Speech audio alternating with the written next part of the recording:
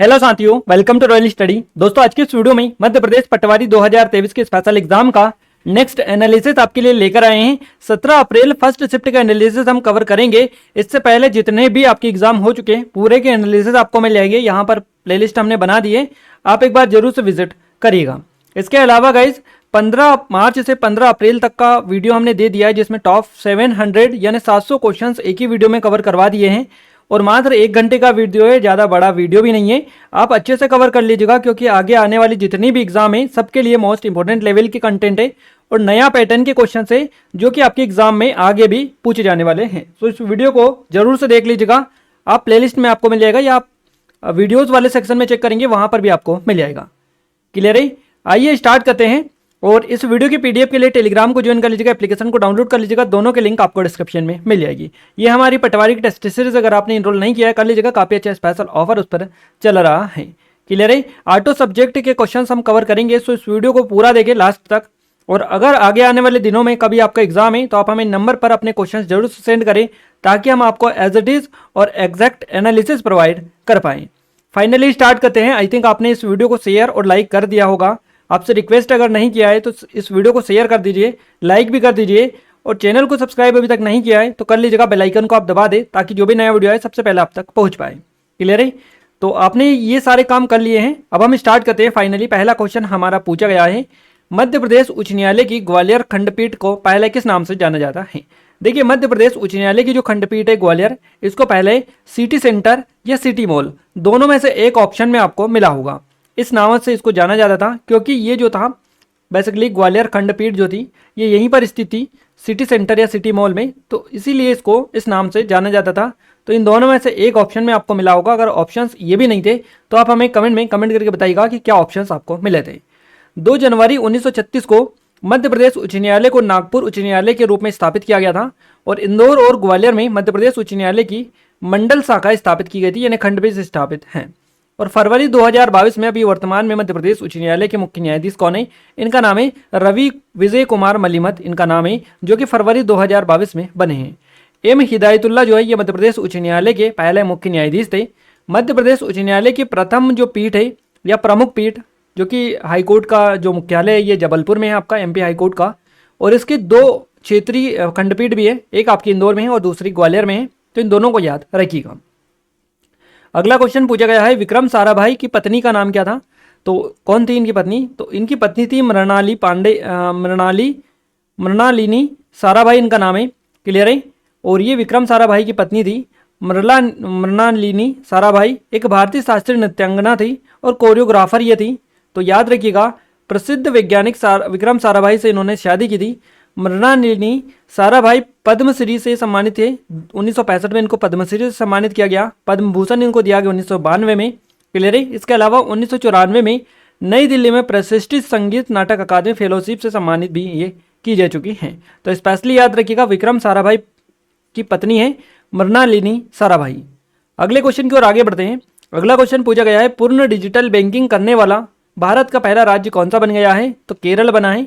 केरल देश का ऐसा पहला राज्य बन गया है जहां अब पूरी तरह से बैंकिंग सेक्टर जो है डिजिटल हो गया है। और इस बात को लेकर खुद मुख्यमंत्री पिनराई विजयन ने हाल ही में घोषणा की है। मुख्यमंत्री पिनराई विजयन ने कहा कि हमारे राज्य ने अपनी बैंकिंग सेवा को पूरी तरह से डिजिटल कर दिया है। अगला क्वेश्चन पूछा गया है, भारतीय राष्ट्रीय कांग्रेस की स्थापना कब हुई थी? तो इसकी स्थापना हुई थी 1885 में। भारतीय राष्ट्रीय कांग्रेस 1885 में A.O. ह्यूम द्वारा स्थापित राजनीतिक दल है जो भारत की आज़ादी का कारण बना और इसने भारत की आज़ादी में एक महत्वपूर्ण भूमिका निभाई थी। इससे पहले इसके जो अध्यक्ष थे ये W.C. बनर्जी थे, इसके पहले अध्यक्ष की अगर आपसे पूछा जाए तो। नेक्स्ट क्वेश्चन पूछा गया है, भारत में पहली बार सोने के सिक्के किस वंश के द्वारा जारी किए गए थे? तो भारत में पहली बार सोने के सिक्के जो जारी किए थे ये कुषाण वंश ने जारी किए थे। कुषाण मूल रूप से पश्चिमी चीन के क्षेत्रों से संबंधित थे और उन्हें युवाचिस के नाम से जाना जाता था, है ना। भारत में पहली बार सोने के सिक्के कुषाण वंश द्वारा जारी किए गए थे, ये याद रखिएगा। और कुषाण वंश जो है ये पहला महत्वपूर्ण शासक, कुषाण वंश का पहला जो महत्वपूर्ण शासक था इसका नाम है कुजुला कटफिसेस या कटफिसेस प्रथम।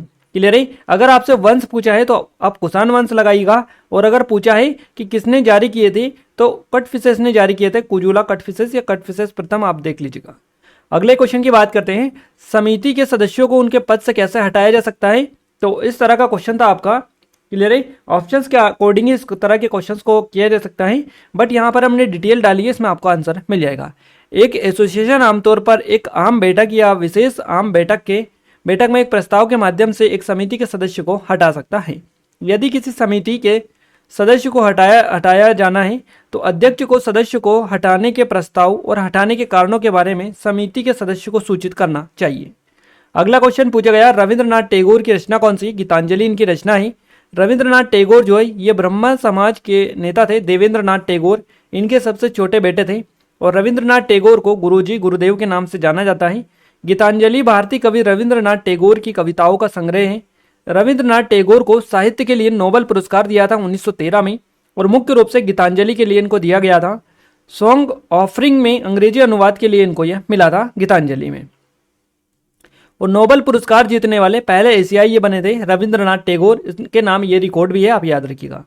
अगला क्वेश्चन पूछा गया है, इंदौर में हुए 17वें प्रवासी भारतीय दिवस सम्मेलन में मुख्य अतिथि कौन थे। तो इसके जो मुख्य अतिथि थे ये गुयाना के राष्ट्रपति थे मोहम्मद इरफान अली, इनका नाम आप याद रखिएगा। इंदौर में हुआ ये, है ना। प्रधानमंत्री नरेंद्र मोदी ने मध्य प्रदेश के इंदौर में प्रवासी भारतीय सम्मेलन दिवस 2023 का औपचारिक उद्घाटन किया। प्रधानमंत्री नरेंद्र मोदी ने 17वां था ये प्रवासी भारतीय सम्मेलन, इसको संबोधित भी किया था। और हर साल प्रवासी भारतीय जो दिवस मनाया जाता है ये 9 जनवरी को मनाया जाता है। अगला क्वेश्चन पूछा गया है, कौन से राजा ने करेंसी में परिवर्तन किया था। इस तरह से क्वेश्चन था आपका, एग्जैक्ट क्वेश्चन तो नहीं मिला है। देखिए, भारतीय मुद्रा पर सूर्य का अंकन किसी शासक द्वारा प्रथम दृष्टिता कनिष्क द्वारा हुआ था ये, तो ये देख लीजिएगा, एग्जैक्ट क्वेश्चन तो मुझे नहीं मिल पाया है। अगला क्वेश्चन है, हाल ही में पुलित्जर पुरस्कार किस क्षेत्र में दिया गया। तो ये पत्रकारिता के क्षेत्र में दिया गया। पुलित्जर पुरस्कार इसी क्षेत्र में दिया जाता है। पुलित्जर जो पुरस्कार है ये संयुक्त राज्य अमेरिका में समाचार पत्र पत्रिका, ऑनलाइन पत्रकारिता, साहित्य और संगीत रचना में उपलब्धियों को सम्मानित करने के लिए बेसिकली दिया जाता है। अगला क्वेश्चन है, कौन सी राजधानी 2 महाद्वीपों को छूती है। ये राजधानी है इस्तांबुल। यह 2 महाद्वीप यूरोप और एशिया पर स्थित एकमात्र शहर है, एकमात्र राजधानी है, तो इस्तांबुल आप याद रखिएगा। अगला क्वेश्चन पूछा गया है, गुना और अशोकनगर कौन सी नदी के किनारे स्थित है। तो गुना अशोकनगर बेतवा नदी के किनारे स्थित है। बेतवा नदी के किनारे कौन कौन से शहर है। तो सांची, विदिशा, गुना, अशोकनगर और ओरछा, ये शहर बेतवा नदी के किनारे स्थित है। अशोकनगर सिंध और बेतवा नदियों के बीच मध्य प्रदेश के उत्तरी भाग में स्थित है। ये भी आप पॉइंट याद रखिएगा कि सिंध और बेतवा नदियों के बीच मध्य प्रदेश के उत्तरी भाग में कौन सा शहर है। तो अशोकनगर जिला है और यह जो है मालवा पठार के उत्तरी भाग के अंतर्गत आता है। हालांकि जिले के मुख्य भाग बुंदेलखंड के पठार में स्थित है। अगला क्वेश्चन पूछा गया, विश्व का सबसे बड़ा मरुस्थल कौन सा है। तो गाइस, विश्व का सबसे बड़ा जो मरुस्थल है ये अंटार्कटिका का मरुस्थल है। ऑप्शंस जिस हिसाब से मिले आपको क्लिक करना है। अगर आपको अंटार्कटिका का मरुस्थल नहीं दिया रहा हो तो ऑप्शन में आपको सहारा दिया होगा, वो आपका करेक्ट आंसर रहेगा। क्लियर है। तो आइए डिटेल हम कवर कर दे। विश्व का सबसे बड़ा मरुस्थल अंटार्कटिका का मरुस्थल है।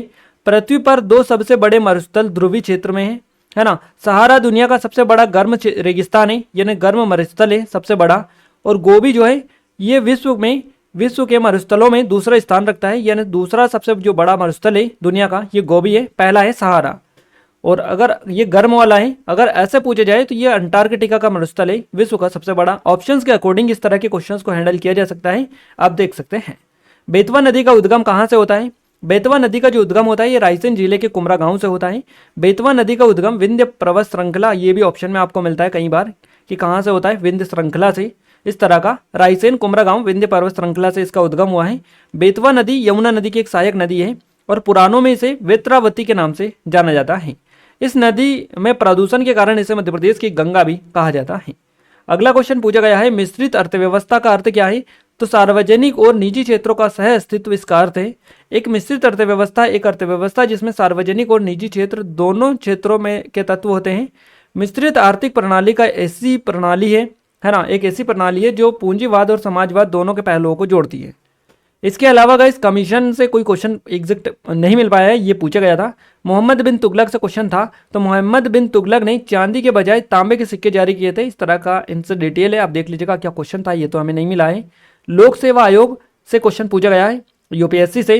इसके अलावा सहारा मरुस्थल से हमने जैसा कि बताया है क्वेश्चन पूछा गया था। केरल का कोई सा त्यौहार भी पूछा गया था, एग्जैक्ट क्वेश्चन इसके बारे में भी डिटेल नहीं मिल पाई है। आइए साइंस को अब हम कवर कर लेते हैं, साइंस के क्वेश्चंस।